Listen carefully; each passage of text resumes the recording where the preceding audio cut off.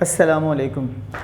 कैसे हैं आप लोग? सब खैरियत से हैं? मैं तो बिल्कुल ठीक हूँ, हमेशा की तरह। और दुआ करता हूँ कि परवरदिगार आलम आपको भी अमन व अमान और खैर व आफ़ियत से रखे और अल्लाह और उसके रसूल सल्लल्लाहु अलैहि वसल्लम का फ़ज़ल व करम आप पर जारी व सारी हो।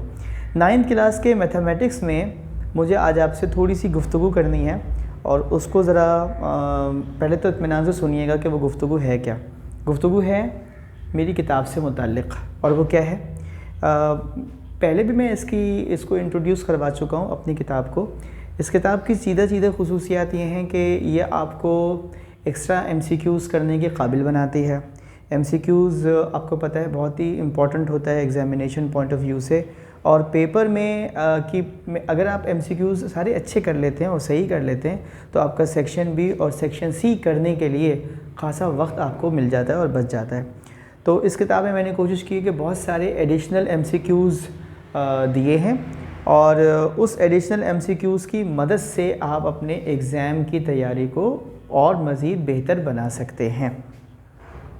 जहाँ तक ताल्लुक़ है किताब की मकबूलियत का, तो ज़बान ज़द-ए-आम है, ज़बान दर खलाइक़ है। इस किताब को लीजिए, फटाफट लीजिए, पढ़िए, दोस्तों को भी बताइए, इसका मशवरा दीजिए। चैनल के बारे में मुझे कुछ बताने की ज़रूरत है नहीं। चैनल आप वैसे ही माशाल्लाह लाइक भी करते हैं, सब्सक्राइब भी करते हैं, कमेंट भी करते हैं, दोस्तों के साथ शेयर भी करते हैं। तो आप मुझे नहीं भूलते तो मैं आपको कैसे भूल सकता हूँ। तो इसलिए कोशिश कीजिए कि ज़्यादा से ज़्यादा आप किताब को से मुस्तफ़ीद हों। मैथ करने का कई लोग मैथमेटिक्स पढ़ाने वाले मौजूद हैं और वो अपने शागिर्दों को, अपने तालिब इल्मों को, स्टूडेंट्स को कुछ ना कुछ आए दिन टिप्स देते रहते हैं, कुछ ना कुछ टेक्निक्स बताते रहते हैं। तो मेरे नज़दीक मैथमेटिक्स को, किसी भी एक सवाल को जो समझ में आ भी गया हो, उसको करने का एक आसान तरीका ये है कि आपके पास जब भी वक्त हो, एक तो टाइम टेबल आपके पास प्रिस्क्राइब्ड होना चाहिए, आपके पास टाइम टेबल फ़िक्स होना चाहिए। और ये नहीं है कि आज हमारा दिल है, हमारा मूड है तो आज हम पढ़ रहे हैं, हमारा मूड नहीं है तो हम नहीं पढ़ रहे। मूड वूड कुछ भी नहीं होता। हिम्मत कीजिए, मेहनत कीजिए और अपने आप को मेहनत का आदी बनाइए। तो जब आप अपने शेड्यूल के मुताबिक बैठे हैं तो किसी भी एक सवाल को कम से कम 6 मरतबा ज़रूर कीजिए। इससे वो सवाल आपके जहन नशीन हो जाएगा और एग्ज़ाम में जब आप खूब अच्छी तरीके से प्रैक्टिस करके जाएंगे तो आपके लिए मार्क्स लेना बहुत ही आसान होगा। ठीक है, एक तो ये बात है।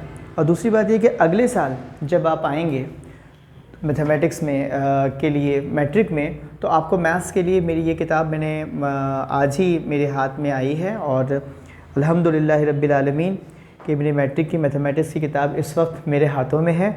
और किताब इस वक्त सिंध के तमाम तालीमी बोर्ड के लिए यकसा मुफीद, मुईन और मददगार है।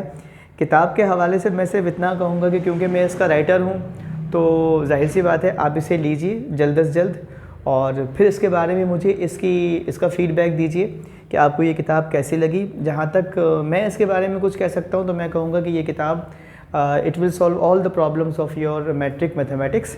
तो अभी तो आप 9th में हैं, लेकिन मैंने इंट्रोड्यूस आपको एडवांस में करवा दिया, और जो भी आपके दोस्त अहबाब मैट्रिक में हों उन्हें इस किताब का हवाला ज़रूर दीजिए चैनल के थ्रू। मेरे चैनल का लिंक भेज दीजिएगा, वो ख़ुद देख लेंगे, उन्हें पता चल जाएगा। ठीक है, आज आ जाइए हम मैथमेटिक्स में 9th क्लास में क्या करने वाले हैं। आज हमारे पास है चैप्टर नंबर 3। ठीक है, इस चैप्टर नंबर 3 में 9th में जो इंपॉर्टेंट एक्सरसाइजेज और क्वेश्चंस हैं वो सारे के सारे आने वाले हैं सेक्शन B में, यानी CRQs हैं। ठीक है, ये सारे के सारे जो हैं ये आपके हैं CRQs यानी कंस्ट्रक्टेड रिस्पॉन्स क्वेश्चन। आम लफ्ज़ों में आप यूँ समझ लिए कि ये है आपके short question answer. Exercise number 3.2 में क्वेश्चन नंबर 1 से लेके 15 तक की प्रैक्टिस कीजिएगा खूब अच्छे से। एक्सरसाइज 3.3 में क्वेश्चन नंबर 1 का पार्ट नंबर 1, पार्ट नंबर 2, 5 और 7 कीजिएगा अच्छे से।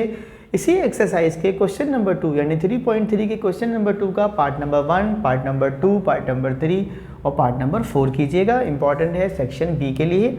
इस अगली एक्सरसाइज है 3.4, इसके क्वेश्चन नंबर 1 का पार्ट नंबर 1 कीजिएगा बेटे, पार्ट नंबर 3 कीजिएगा, 5 कीजिएगा और 6 कीजिएगा।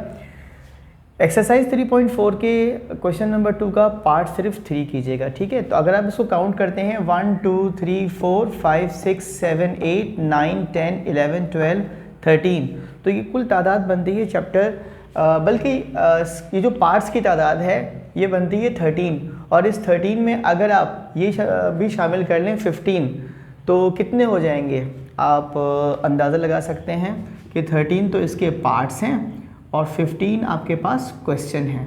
तो ये आपके पास बन जाता है, अल्लाह आपका भला करे, 28 क्वेश्चन टोटल।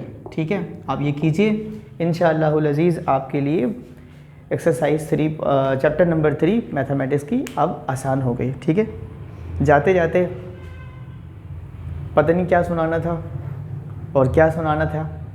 बच्चे कॉलेज में भी कहते रहते हैं कि एकदम से आके आप कोई चीज़ सुना देते हैं और ज़िंदगी में एक भौचाल सा बर्पा कर जाते हैं। तो वो ऐसी कोई बात नहीं है, दिमाग में जो चीज़ आ जाए वो कह देते हैं।